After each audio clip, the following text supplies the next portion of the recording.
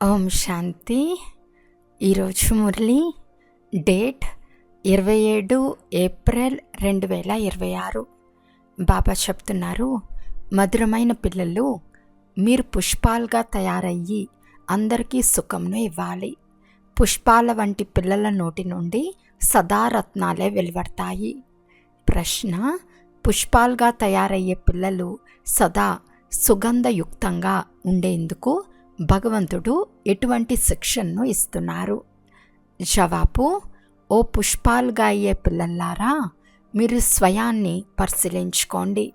నాలో ఏదైనా ముళ్ళ లాంటి అసురి అవగుణం లేదు కదా? ఒకవేళ ఏదైనా ముళ్ళు ఉంటే ఎలాగైతే ఇతరుల అవగుణాన్ని అసహించుకుంటారో అలా మీ అసురి అవగుణాలను కూడా అసహించుకోండి. అప్పుడు ఆ ముళ్ళు వెళ్ళిపోతుంది. మనస వాచ కర్మన శిక్షలు అనిపించే వికర్మలు ఏవీ చేయటం లేదు కదా అని స్వయాన్ని పరిశీలించుకోండి. ఓం శాంతి. ఆత్మీక పిల్లలకు ఆత్మీక తండ్రి అర్థం చేయిస్తున్నారు. ఇప్పుడు ఇది రావణ రాజ్యమైనందున మానవులందరూ దేహాభిమానులుగా ఉన్నారు. అందువలన వారిని అడవిలోని ముళ్ళు అని అంటారు. ఇది అర్థం చేయించేది ఎవరు? అనంతమైన తండ్రి. వారిప్పుడు ముళ్ళను పుష్పాలుగా తయారు చేస్తున్నారు. అక్కడక్కడ మాయ పుష్పాలుగా తయారవుతున్న పిల్లలను క్షణంలో మళ్ళీ ముళ్ళగా తయారు చేసేస్తుంది. దీనిని ముళ్ళ అడవి అని అంటారు. ఈ అడవిలో మనుషులు అనేక విధములైన జంతువుల వలె వ్యవహరిస్తూ ఉంటారు. రూపంలో మనుషులుగానే ఉంటారు, కానీ పరస్పరం జంతువుల వలె కొట్లాడుకుంటూ ఉంటారు. ప్రతి ఇంట్లోనూ జగడాలు రగడళ్ళు జరుగుతూనే ఉన్నాయి. అందరూ విషయసాగరంలోనే మునిగి ఉన్నారు. ఈ ప్రపంచమంతా ఒక పెద్ద విషయసాగరం. అందులో మనుషులు మునకలు వేస్తూ ఉంటారు. దీనిని పతిత భ్రష్టాచారి ప్రపంచము అని అంటారు. ఇప్పుడు మీరు ముళ్ళ నుండి పుష్పాలుగా అవుతున్నారు. తండ్రిని తోట యజమాని అని కూడా అంటారు. బాబా కూర్చుని అర్థం చేయిస్తున్నారు. గీతలో అనేక జ్ఞాన విషయాలు ఉన్నాయి. మానవుల నడవడిక ఎలా ఉందో భాగవతంలో వర్ణించబడింది. అందులో అర్థం లేని విషయాలు రాసేశారు. సత్యుగంలో ఇటువంటి విషయాలు ఉండవు. సత్యుగం పుష్పాల తోట. ఇప్పుడు మీరు పుష్పాలుగా తయారవుతూ ఉన్నారు. పుష్పాలుగా తయారై మళ్ళీ ముళ్ళగా అయిపోతారు. ఈరోజు చాలా మంచి నడవడికను కలిగి ఉంటారు. మళ్ళీ మాయా తుఫాన్లు వచ్చేస్తాయి. స్థితిని మాయ హఠాత్తుగా మార్చేస్తుంది. తండ్రి చెప్తూ ఉంటారు, నేను మిమ్మల్ని విశ్వాధిపతులుగా తయారు చేస్తాను. మీరు విశ్వానికి అధిపతులుగా ఉండేవారని భారతీయులకు చెప్తున్నారు. ఇది నిన్నటి విషయమే. లక్ష్మీనారాయణల రాజ్యం ఉండేది. వజ్ర వైడూర్యాల మహల్ ఉండేవి. దానిని భగవంతుని ఉద్యానవనము అని అంటారు. ఇక్కడ ఇప్పుడు ఉండేదాన్ని అడవి అని అంటారు. మళ్ళీ తోట కూడా ఇక్కడే ఉంటుంది కదా. భారతదేశం స్వర్గంగా ఉండేది. అందులో పుష్పాలే పుష్పాలుండేవి. తండ్రే పుష్పాల ఉద్యానవనాన్ని తయారు చేస్తారు.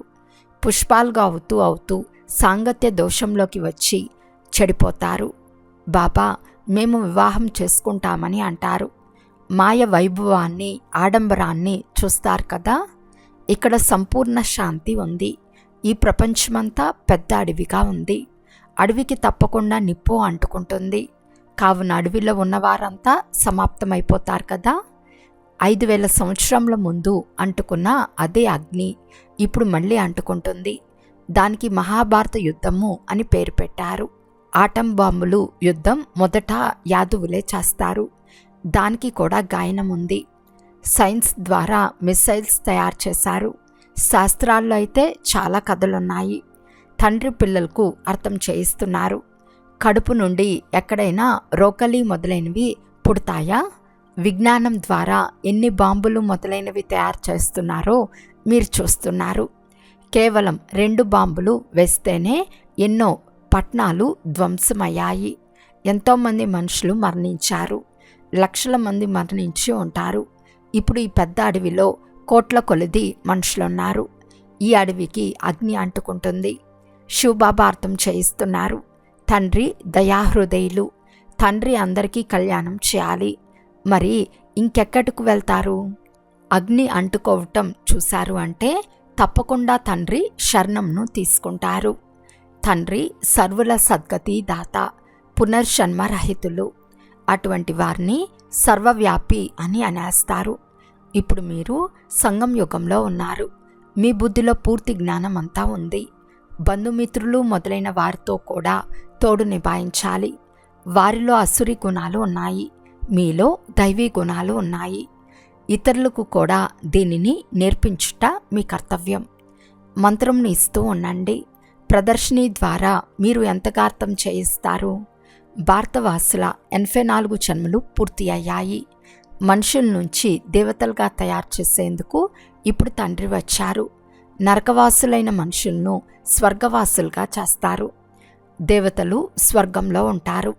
ఇప్పుడు మనకు అసురి అవగుణాలపై తిరస్కారం వస్తుంది. స్వయాన్ని పరిశీలించుకోవాలి. మేము దైవీ గుణాలు గలవారిగా అయ్యామా? మాలో ఏ అవగుణాలు లేవు కదా. మనసా వాచా కర్మన ఎలాంటి అసురి పనులు చేయలేదు కదా. మేము ముళ్ళను పుష్పాలుగా తయారు చేయు కర్తవ్యాన్ని చేస్తున్నామా లేదా? బాబా తోట యజమాని, బీకేలు తోటమాలులు, రకరకాల మాలుళ్ళు కూడా ఉంటారు. కొంతమంది ఇతరులను తమ సమానంగా తయారు చేయలేని మూర్ఖులు, చేతకాని వారు కూడా ఉంటారు. ప్రదర్శనలకు తోట యజమాని వెళ్ళరు, తోటమాలులు వెళ్తారు. ఈ మాలి కూడా శివబాబా జతలో ఉన్నారు కనుక ఇతను కూడా వెళ్ళలేడు. తోటమాలులైన మీరు సర్వీస్ చేసేందుకు వెళ్తారు. మంచి మంచి మాలులనే పిలుస్తారు. మూర్ఖులు వంటి వారిని పిలవకండి అని తండ్రి కూడా చెప్తారు. బాబా పేర్లు చెప్పరు. 3వ క్లాసు మాలలు కూడా ఉన్నారు కదా. మంచి మంచి పుష్పాలను తయారు చేసి చూపించు వారిని తోట యజమాని చాలా ప్రేమిస్తారు. వారిని చూసి యజమాని చాలా సంతోషిస్తారు కూడా. వారి నోటి నుండి సదా రత్నాలే వెలువడుతూ ఉంటాయి. ఎవరి ద్వారానైనా రత్నాలకు బదులు రాళ్ళు వెలువడుతూ ఉంటే బాబా ఏమంటారు? శివునిపై జిల్లేడు పూలు కూడా వేస్తారు కదా. అటువంటి వారు కూడా హృదయాన్ని అద్రోహిస్తారు కదా. వారి నడవడిక ఎలా ఉంటుందో చూడండి. ముళ్ళు కూడా వస్తారు, కానీ మళ్ళీ అడవిలోకి వెళ్ళిపోతారు. సతో ప్రధానంగా తయారయ్యేందుకు బదులు ఇంకా తమో ప్రధానంగా అవుతూ ఉంటారు. వారి గతి ఏమవుతుంది? తండ్రి అంటున్నారు, నేను నిష్కామ సేవాదారిని, పరోపకారిని.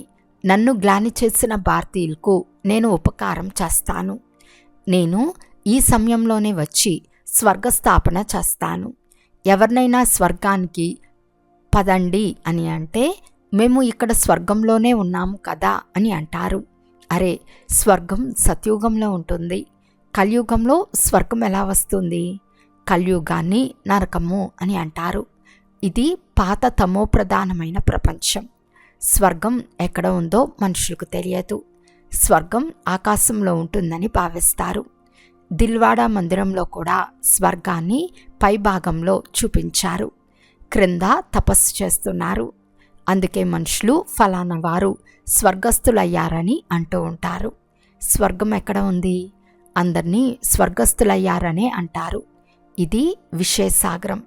విష్ణుపురాన్ని క్షీరసాగరం అని అంటారు. వారు పూజించేందుకు ఒక పెద్ద సరోవరాన్ని తయారు చేశారు. అందులో విష్ణువును కూర్చోపెట్టారు. ఇప్పుడు పిల్లలైన మీరు స్వర్గంలోకి వెళ్లేందుకు తయారవుతూ ఉన్నారు. అక్కడ పాలనదులు ప్రవహిస్తాయి. ఇప్పుడు పిల్లలైన మీరు పుష్పాలుగా తయారవుతూ ఉండండి. వీరు ముళ్ళగా ఉన్నారని ఎవరైనా అనుకునే విధంగా మీ నడవడిక ఉండరాదు. సదా పుష్పాలుగా తయారయ్యే పురుషార్థం చేస్తూ ఉండండి. మాయ ముళ్ళగా తయారు చేస్తుంది. అందువలన మిమ్మల్ని మీరు చాలా సంభాళించుకోవాలి. తండ్రి అంటున్నారు, గృహస్థ వ్యవహారంలో ఉంటూ కమల్ పుష్ప సమానంగా పవిత్రంగా అవ్వాలి. తోట యజమాని అయిన బాబా ముళ్ళ నుండి పుష్పాలుగా తయారు చేసేందుకు వచ్చారు. పుష్పాలుగా తయారయ్యామా అని మీ అంతటకు మీరు గమనించుకోవాలి. ఎక్కడైనా సేవ చేసేందుకు పుష్పాలనే పిలుస్తూ ఉంటారు. బాబా గులాబీ పుష్పాన్ని పంపండి, ఎవరు ఎటువంటి పుష్పమో తెలుస్తుంది కదా. తండ్రి అంటున్నారు, మీకు రాజయోగం నేర్పించేందుకే నేను వస్తాను. ఇది సత్యనారాయణ కథ, సత్య ప్రజల కథ కాదు. రాజా రాణులు తయారవుతే ప్రజలు కూడా తయారైనట్లే అర్థం చేసుకోవాలి. యథా రాజా రాణి తదా ప్రజలు, అందరూ నెంబర్ వారుగా ఎలా తయారవుతారో ఇప్పుడు మీరు అర్థం చేసుకున్నారు. పేదవారి వద్ద 2-3 రూపాయలు కూడా మిగులుకుంటే వారేమివ్వగలరు? 1000 రూపాయలు ఇచ్చేవారికి ఎంత లభిస్తుందో వారికి కూడా అంతే లభిస్తుంది. అన్నిటికంటే భారతదేశం చాలా పేద దేశం. భారతీయులైన మేము స్వర్గవాసులుగా ఉండేవారమని ఎవరికీ గుర్తులేదు. దేవతలను మహిమ కూడా చేస్తారు, కానీ అర్థం చేసుకోలేరు. కేవలం కప్పవలే బెకబెక అని అంటూ ఉంటారు. బుల్బుల్ పిట్టలు ఎంతో మధురంగా శబ్దం చేస్తూ ఉంటాయి, కానీ అందులో అర్థమేది ఉండదు. ఈ రోజుల్లో గీతను వినిపించేవారు చాలామంది ఉన్నారు. మాటలు కూడా వినిపిస్తారు. గీత ద్వారా ఏ ధర్మం స్థాపన అయిందో వారికి ఏమాత్రం తెలియదు. మాంత్రిక విద్యలో కొంచెం చమత్కారం చూపేవారిని భగవంతునిగా భావిస్తారు. పతిత పావన అని పాడుతూ ఉంటారు. అంటే పతితులుగా ఉన్నారనే కదా. వికారులకు వశమవ్వటం నెంబర్ 1 పతితమని తండ్రి చెప్తున్నారు. ఈ ప్రపంచమంతా పతితంగా ఉంది. ఓ పతిత పావన రండి అని అందరూ పిలుస్తారు. ఇప్పుడు వారు రావాలా, లేక గంగలో స్నానం చేసి పావనంగా తయారవ్వాలా? మనుషుల నుండి దేవతలుగా తయారు చేసేందుకు తండ్రి ఎంత శ్రమ చేయవలసి వస్తుంది? తండ్రి అంటున్నారు, నన్ను స్మృతి చేస్తే మీరు ముళ్ళ నుండి పుష్పాలుగా అవుతారు. నోటి నుండి ఎప్పుడు రాళ్ళు రువ్వకండి, పుష్పాలుగా అవ్వండి. ఇది కూడా చదివే కదా. నడుస్తూ నడుస్తూ గ్రహచారం కూర్చుంటే ఫెయిల్ అయిపోతారు. ఆశావాదుల నుండి అంటే హోప్ఫుల్ నుండి హోప్లెస్గా అంటే ఆశాహీనులుగా అయిపోతారు. మేము బాబా వద్దకు వెళ్ళిపోవాలని అంటారు. ఇంద్రసభలోకి మురికివారు రాలేరు. ఇది ఇంద్రసభ కదా. తీసుకొచ్చే బ్రాహ్మణిపై కూడా చాలా గొప్ప బాధ్యత ఉంది. వికారాల వశమైతే బ్రాహ్మణిపై కూడా భారం పడుతుంది. కావున ఎవరిని తీసుకురావాలో గమనించుకోవాలి. పోను పోను సాధు సన్యాసులు మొదలైన వారు కూడా క్యూలో నిలబడి ఉండటం మీరు చూస్తారు. భీష్మ పితామహుడు మొదలైన వారి పేర్లు ఉన్నాయి కదా. పిల్లలు చాలా విశాల బుద్ధి కలిగి ఉండాలి. భారతదేశం పుష్పాల తోటగా ఉండేదని మీరు ఎవరికైనా అర్థం చేయించవచ్చు. దేవీ దేవతలు నివసించేవారు. ఇప్పుడు వారు ముళ్ళగా అయిపోయారు. మీలో పంచ వికారాలు ఉన్నాయి కదా. రావణ రాజ్యం అంటేనే అడవి.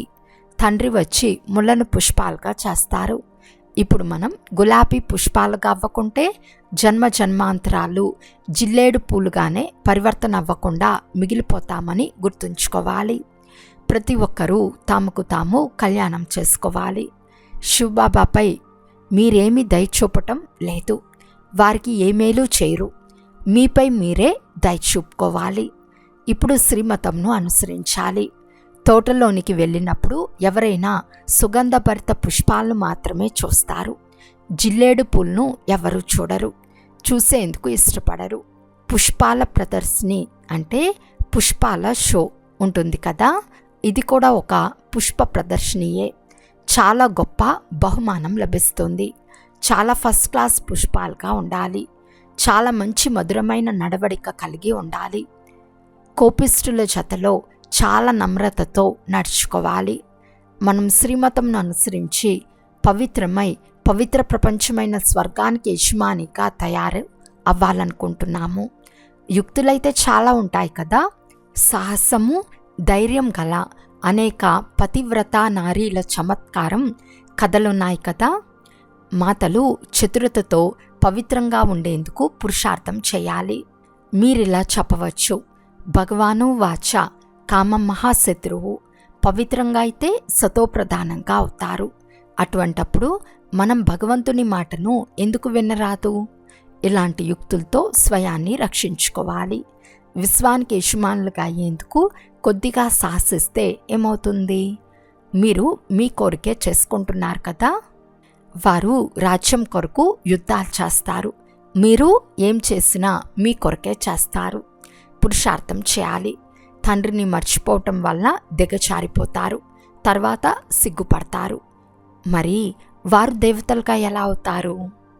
అచ్చా, మధురాతి మధురమైన అపురూపమైన పిల్లలకు మాతాపిత బాప్దాదాల ప్రియ స్మృతులు మరియు గుడ్ మార్నింగ్. ఆత్మిక పిల్లలకు ఆత్మిక తండ్రి నమస్తే. ఆత్మిక తండ్రికి ఆత్మిక పిల్లల యొక్క ప్రియ స్మృతులు మరియు నమస్తే నమస్తే నమస్తే. ధారణ కొరకు ముఖ్య సారము. ఫస్ట్ పాయింట్, మా యొక్క గ్రహచారం నుండి రక్షించుకునేందుకు నోటి ద్వారా సదా జ్ఞానరత్నాలే వెలువడాలి. సాంగత్య దోషం నుండి మిమ్మల్ని మీరు రక్షించుకోవాలి. సెకండ్ పాయింట్, సుగంధభరిత పుష్పాలుగా అయ్యేందుకు అవగుణాలను వదులుతూ వెళ్ళాలి. శ్రీమతంను అనుసరించి అత్యంత నమ్రచిత్తులు కావాలి. కామము అనే మహాశత్రువుతో ఎప్పుడూ ఓడిపోరాదు. యుక్తిగా స్వయాన్ని రక్షించుకోవాలి. ఈరోజు వరదానము. శక్తులను ఒక చమత్కారంగా కాక కర్తవ్యమని భావించి ప్రయోగం చేసే పూజనీయ లేక గాయన యోగ్య భవ. స్మృతి ద్వారా ఏ శక్తులైతే ప్రాప్తిస్తాయో వాటిని చమత్కారమని భావించి ప్రయోగించకండి, కానీ కర్తవ్యమని భావించి కార్యంలో ఉపయోగించండి. ఆ మనుషుల వద్ద క్షుద్ర శక్తులు అంటే రిద్ధి సిద్ధి చమత్కారం ఉంటుంది, కానీ మీ వద్ద శ్రీమతం ఉంది. శ్రీమతం ద్వారా శక్తులు తప్పకుండా వస్తాయి. అందుకే సంకల్పంతో కర్తవ్య సిద్ధి జరుగుతుంది. సంకల్పంతో ఎవరికైనా కార్యం చేసేందుకు ప్రేరణ ఇవ్వగలరు. ఇది కూడా ఒక శక్తియే. కానీ శ్రీమతంలో తమ మన్మతం మిక్స్ కాకుంటే అప్పుడు గాయనం మరియు పూజకు యోగ్యులుగా అవుతారు. స్లోగన్: ఏ విధమైన ఆందోళనలో కూడా వ్యాకుల పడేందుకు బదులు విశాల హృదయం గలవారిగా అవ్వండి. అవ్యక్త సూచన: మహాన్గా అయ్యేందుకు మధురత మరియు నమ్రత యొక్క గుణాలను ధారణ చేయండి. సరళ చిత్తం గలవారే మధురతా గుణ సంపన్నులు. వారే సదా హర్షితంగా ఉంటారు. హర్షిత చిత్తులుగా ఉంటే అందరినీ ఆకర్షిస్తారు. హర్షితము అంటే అర్థమే అతీంద్రియ సుఖంలో ఊగటం. జ్ఞానాన్ని స్మరణ చేస్తూ అవ్యక్త స్థితిని అనుభవం చేస్తూ అతీంద్రియ సుఖంలో ఊగుటనే హర్షితం అని అంటారు. ఇలా ఎవరైతే హర్షితంగా ఉంటారో వారే ఆకర్షిస్తారు. అచ్చా. ఓం శాంతి.